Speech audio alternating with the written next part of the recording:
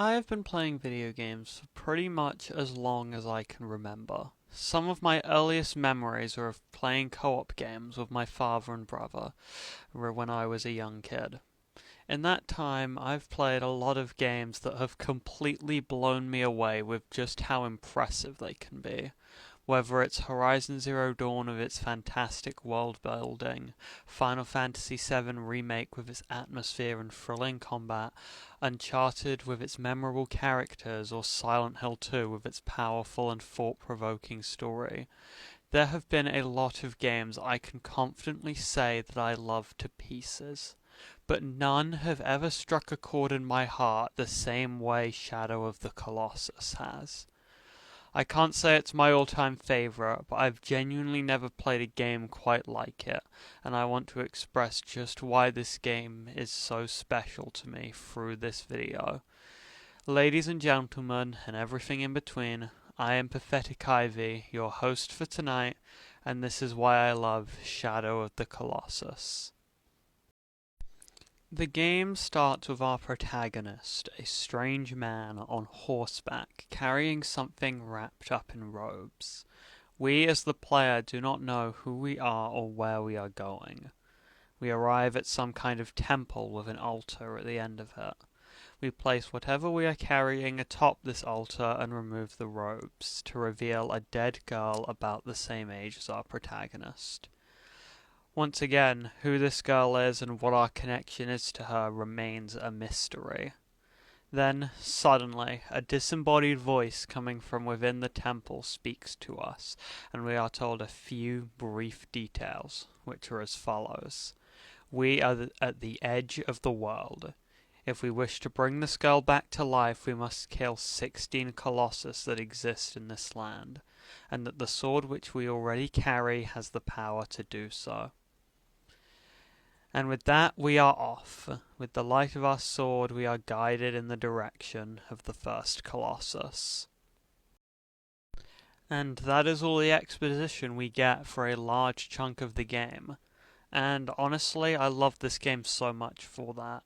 The opening sets up such an incredible air of mystery, alongside the grand but ultimately empty open world with a very unnatural quiet atmosphere. The game is essentially begging the player to ask questions about who we are and what this girl means to us. But I'll get into that a bit later.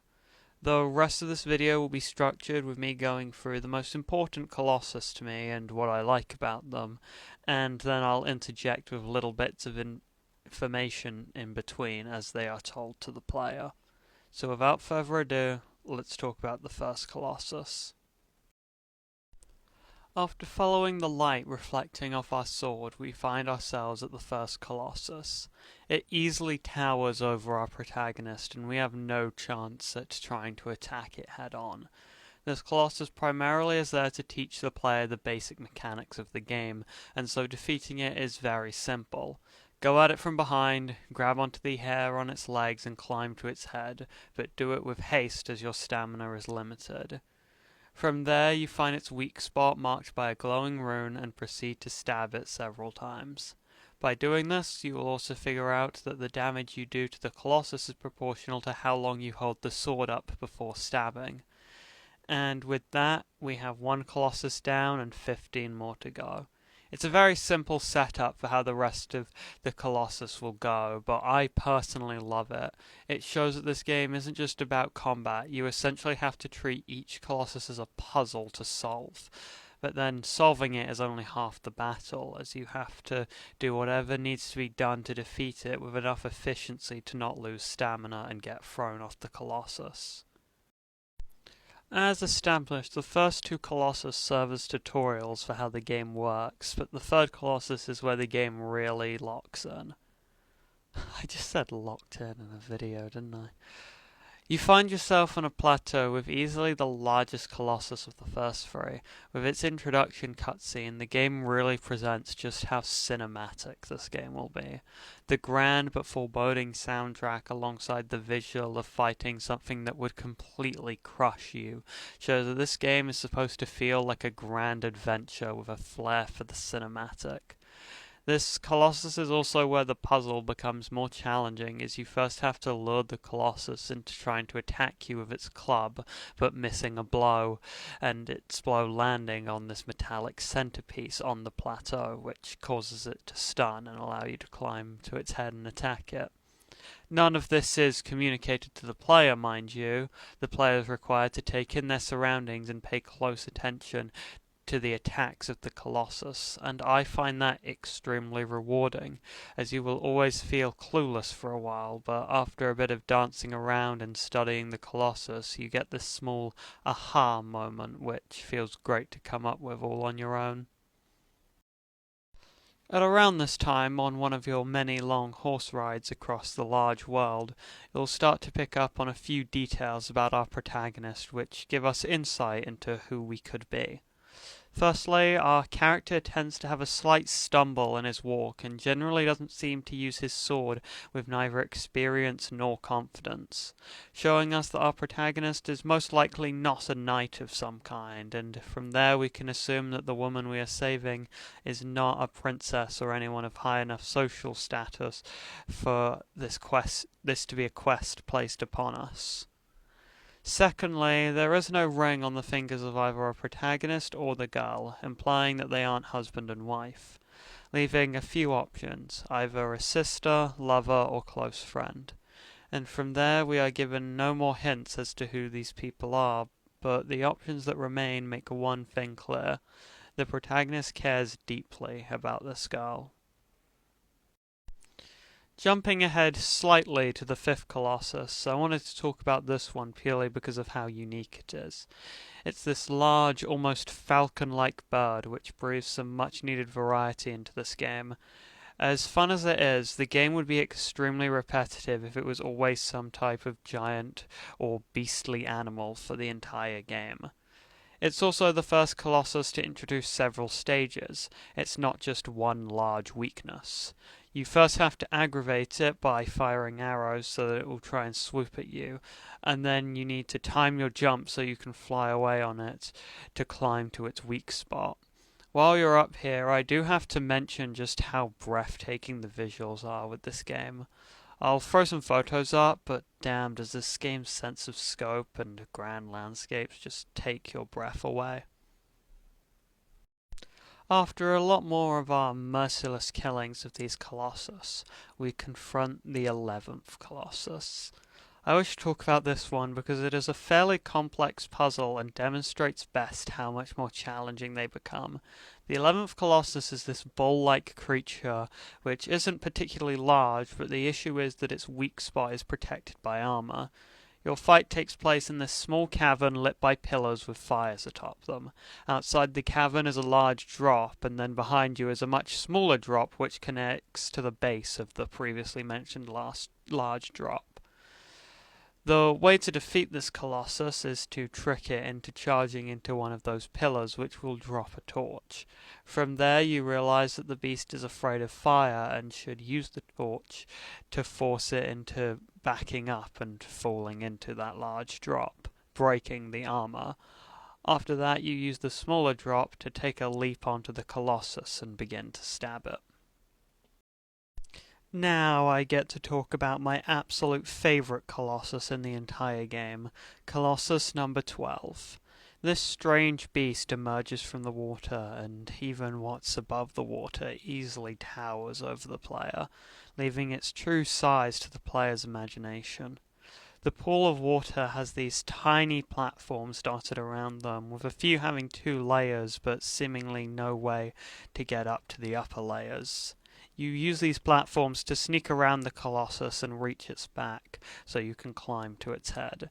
From there you would assume that once you reach its head you would find its weak spot, but you'd be surprised to find these 3 neatly placed stones on its head. After some messing around you'll realize that hitting these stones will guide the Colossus in a certain direction. It takes a bit of thinking, but then you realize that you can use these to reach the upper platforms. From there you have to bait the Colossus into doing an attack that exposes its belly, and that's where the weak point resides. I genuinely love this puzzle due to the amount of layers involved, and that solving one piece doesn't make the rest of the puzzle obvious. It's fantastically designed. After this, we get a strange cutscene of a group of mysterious men on a trail towards the altar where the girl rests. Their intentions are unknown. Are you guys getting a running theme with this game yet? After just a few lines of dialogue, we get the sense that they are after something, much like our protagonist. What exactly will be revealed later. Also, around this point, you will realize that with each Colossus our protagonist is killing, the more and more pale his skin becomes, and you can even see him becoming a sickly grey underneath his sleeves, showing that in some way this quest is taking a toll on our hero. Next, I have a Colossus I want to talk about purely for the spectacle. Colossus 13 is this huge dragon-like creature that I genuinely will never forget seeing for the first time. I mean, just look at this thing. You have to fire arrows at these specific weak spots so that it will fly lower down and jump onto one of its wings. From there, you soar through the sky and just get to see the great expanse of sand that surrounds you. And when you kill it, the entire beast just comes crashing down, and damn is it so satisfying to see. Alright, before we get to the last Colossus, I just want to quick fire the two before it because I feel like they're worth mentioning. The 14th Colossus has genuinely got one of the most challenging puzzles to solve, but it feels so rewarding once you do. Having to trick it into knocking over pillars that create a pathway that causes a platform to collapse on it and break its armor. Also, the 15th Colossus is an incredibly fun one to solve with lots of environmental elements you need to interact with so you can jump onto it and land an attack. Both are really fun challenges that ensure you've mastered every skill the game has taught you so far before you face the final challenge. You follow the light of the sword to the furthest point on the map, losing your horse in the process. Making your way through the first storm of the entire game to see this, a creature truly worthy of the title Colossus. Arms engulfed in flame, armor thicker than most walls you come across in the game, and standing proudly above any other structure or creature you've come across before. The final Colossus. You have to get close, but trying to get near it will cause the Colossus to shoot fireballs at you, so you have to dodge, bait, and weave through a series of underground tunnels and destroyed pillars until you reach the bottom of its armor. You climb the Colossus like you've done many times before through the wind and rain till you reach an exposed part of its back. From there you stab a spot that will cause it to react and move its arm, allowing you to jump and grab onto it, repeating something similar a few times with increasing swiftness and precision so as to not run out of stamina until you reach its head. The entirety of the edge of the world is in your sights below, and with one triumphant stab to the Colossus's head, you save the girl. Cut to the group of travellers from before reaching the temple that we started in, and they see the girl, still not moving. In comes our protagonist, his body all but destroyed, his skin a sickly pale, his hair a decayed black, his eyes a cold blue. The leader of the other travellers speaks to him with disapproval and disgust, and makes it clear to the audience that the sword we've been using was one stolen from that man. In the pursuit of saving the girl, our hero has become a monster. He crawls and struggles to make his way to the girl, but he can barely keep himself together. The man orders for his soldiers to stab the cursed being that lays before them. And when they do, the same black fluids as the Colossus spray out of his body, and that darkness swallows his body. Suddenly, the disembodied voice that has been instructing our hero speaks. explaining that they are the spirit Dormin, a demon long sealed away by the 16 Colossus, who lived to protect the world from it. Our hero has been played for a fool. Dormin uses our protagonist as a vessel to reawaken itself, and from there we have to play as this creature as we are defeated by the Travelers and the magic that their leader wields. From there, the Travelers escape and destroy the bridge behind them. The game ends with the girl waking up and taking in her surroundings. A bittersweet ending with the knowledge that our hero gave up everything to save this girl, but never lives to see her. Well, there's this one bit as the credits roll with Norman being reborn as this child, but I'm going to choose to ignore this scene exists as it ruins this game's entire theme of self-destruction. Anyway, with the scene that doesn't exist out of the way, the game ends.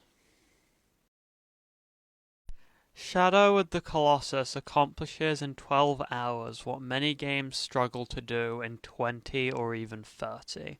It constructs a beautiful and mysterious world that gives you just enough information to keep the player intrigued and wondering what is truly happening. The gameplay loop is insanely fun and rewarding, requiring the player to think critically about their situation and treat each opponent as a puzzle that needs to be solved. All wrapped up in an awe-inspiring cinematic style that just takes your breath away. Calling back to what I said at the start of the video, this game's grand sense of self-importance and methodical unfolding truly struck a chord in my heart, and for that I can confidently call it a masterpiece. And on that note, I've been Pathetic Ivy, and I bid you farewell.